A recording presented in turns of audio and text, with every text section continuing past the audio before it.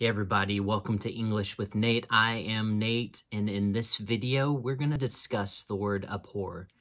We're going to talk about the meaning of the word. I will provide some example sentences, and at the end of the video, we will practice pronunciation together.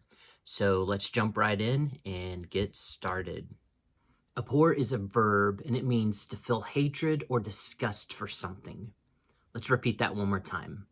Abhor is a verb, and it means to feel hatred or disgust for something. Let's look at the example sentences so that we can get a better idea of what the word abhor means. Abhor is a verb, and just as a reminder, a verb expresses action or state of being. A verb expresses action or state of being. In the first example sentence, it says, I abhorred that politicians' speeches because they were filled with lies. I abhorred that politicians' speeches because they were filled with lies.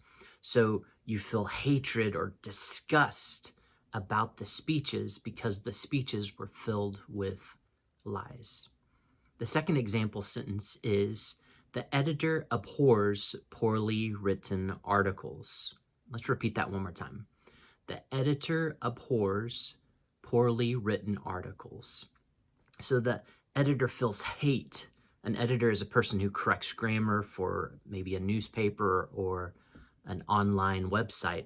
So that editor, that person that corrects grammar, hates it, feels disgusted when someone submits or writes a poorly written article. And our last example sentence is, if we abhor violence, we must take action to prevent it. If we abhor violence, we must take action to prevent it. So if we say that we hate violence, if we say that we are disgusted by violence, then we need to take action that prevents violence. Let's practice pronouncing the word. So first I'm going to repeat it 3 times. I want you just to listen the first time. Abhor. Abhor. Abhor.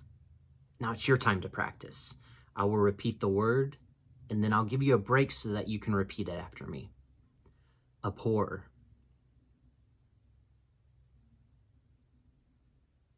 Abhor. One more time. Abhor. Great job pronouncing the words. If you need a little bit more practice, then go back and repeat that part of the video. Thank you guys for watching this video.